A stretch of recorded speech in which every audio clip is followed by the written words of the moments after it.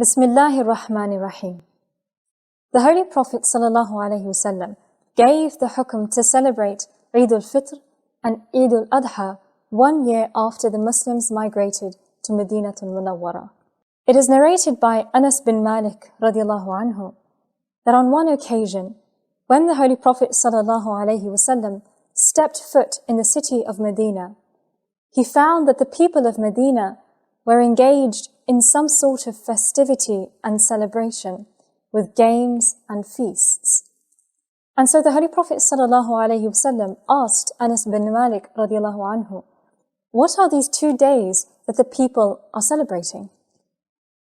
And Sayyidina Anas radiallahu anhu replied that these are the 2 Eids, the 2 days of festivals and celebrations, a day where we used to play games in the pre-Islamic days, in the days of Jahiliyyah. And so upon this, the Holy Prophet ﷺ replied, قَدْ أَبْدَلَكُمُ اللَّهَ بِهِمَا خَيْرًا مِنْهُمَا يَوْمَ الْأَضْحَى وَيَوْمَ الْفِطْرِ. That verily Allah subhanahu wa ta'ala has replaced these 2 days with 2 better days, Eid al-Adha and Eid al-Fitr, the day of sacrifice and the day of the breaking of the fast. Eid al-Fitr is meant to be a day of great celebration. We celebrate our 30-day spiritual cleanse. We celebrate the revelation of the Holy Quran. We celebrate the freedom of all those whom Allah subhanahu wa ta'ala frees from the fire of hell. We celebrate our days spent in worship and seeking Allah subhanahu wa ta'ala's forgiveness. So it is a day of happiness and joy, and a day to mark a new beginning for many of us to continue our year with spirituality and purity. And once Ramadan comes to an end, it is wajib upon every Muslim man and woman to give zakatul fitr to the poor and needy.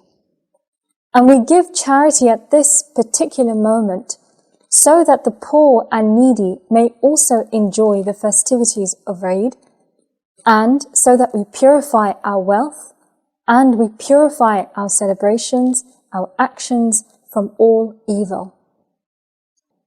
So concerning the days of Eid, there are some key recommended practices of the Holy Prophet ﷺ that we should be aware of and that we should perform on the day of Eid, so our days are spent in the most beautiful manner and in a way that fulfills the sunnah of the Holy Prophet ﷺ and the companions radiallahu anhu. Imam Abu Hanifa radiallahu anhu offers an extensive list of recommended practices for the day of Eid al-Fitr. To begin, it is recommended to be awake at the earliest time of the day so that we are in a state of freshness and liveliness, ready to begin the day with worship. Hazrat Ibn Abbas radiallahu anhu reports that the Holy Prophet ﷺ used to perform ghusl on the day of Eid al-Fitr and on the day of Eid al-Adha.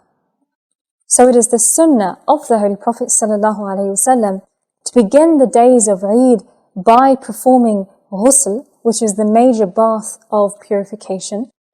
It is also sunnah to brush one's teeth, siwak.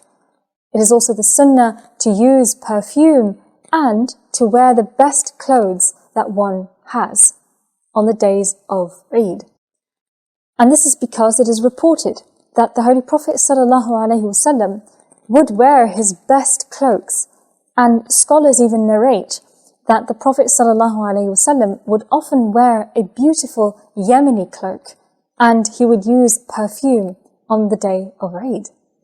So this is a beautiful sunnah, that on the day of Eid, we adorn ourselves in a respectable manner, and of course, according to our capacity, because again, it is a sign of our joy, it is a sign of our happiness, which the day of Eid truly is. Next, before heading to the mosque, it is recommended to eat an odd number of dates, or anything sweet in that case.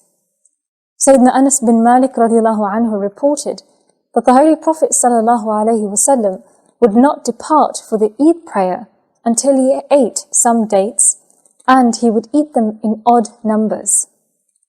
That is why in many cultures around the world, a sweet dish or even just dates are prepared either the night before or the morning of Eid, so that the family has something to eat just before heading out for the Eid prayer. So it's not simply a cultural tradition that we do this. In fact, we should remember that eating something sweet on Eid morning is in fact a sunnah of the Holy Prophet ﷺ, and we should remember this whilst we engage in these sorts of acts.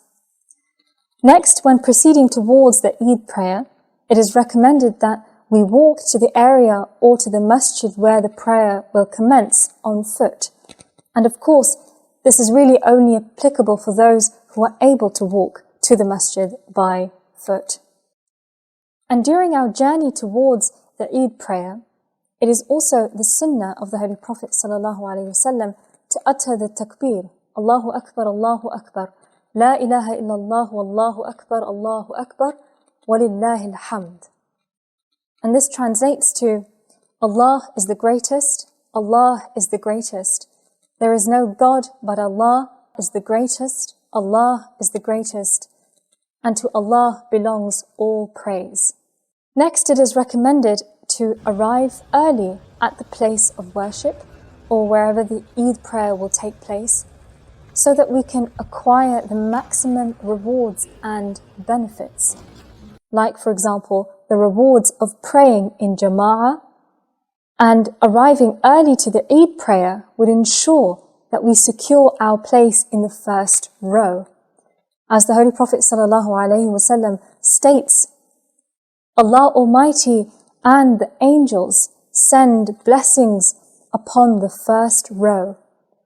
لو يعلمون ما في الصف المقدم لكانت قرعة. And Abu Hurairah radiallahu anhu narrates that the Holy Prophet ﷺ states that if they were to know what excellence lies in the first rows, the people would have been drawing lots to see who could fill up the first row. So praying in the first row of the Jama'ah is truly a privilege and a blessing, and especially on the day of Eid, where the blessings of Allah subhanahu wa ta'ala are anyways immense. Next, before the prayer begins, it is highly recommended that we pay zakatul fitr, which is an amount that is recommended to be paid before the Eid prayer begins. And Ibn Abbas radiallahu anhu narrates that the Holy Prophet ﷺ urged the Muslims to pay zakatul fitr, طهرة للصائم من اللغو والرفث والطعمة للمساكين. The Prophet ﷺ enjoins the giving of charity so that it purifies us from any indecent act or speech, and for the purpose of providing food for the needy. And it has been reported that some of the Sahaba, such as Abdullah ibn Umar radiallahu anhu, they would often give zakatul fitr at least 2 or 3 days before Eid al-Fitr. So giving charity at the earliest point before the day of Eid begins is to ensure that everyone, including the poor and needy, are able to enjoy themselves on the day of Eid, that they also have a sufficient amount to celebrate and adorn themselves with, and that they also eat well on this auspicious day. After the Eid prayer is performed, it is recommended that when we leave the prayer area or the masjid to go back to our homes, that we leave from a different route than the one that we took whilst coming towards the mosque or the prayer area. The Prophet ﷺ would often set off for the Eid prayer on one road, and it is narrated that he would return by another. And one reason for taking 2 separate routes to and from the Eid prayer is so that both roads or routes will bear witness on the Day of Judgment, a day where we will surely need as many witnesses possible to intercede on our behalf. And finally, it is recommended for one to exhibit and display happiness and joy in gratitude of the blessings that Allah subhanahu wa ta'ala has bestowed upon us, and that by showing this joy, it may also give a positive effect and impact on all those around us. From the sunnah of the Holy Prophet sallallahu alaihi wasallam, we learn that we should approach Eid al-Fitr with great joy and excitement, and we should try our best to meet with our family and our friends, and to offer as much charity and sadaqah in the form of feeding the poor, or even just inviting people that you know who are without families this Ramadan to your homes. Wassalamu alaikum wa rahmatullahi wa barakatuh.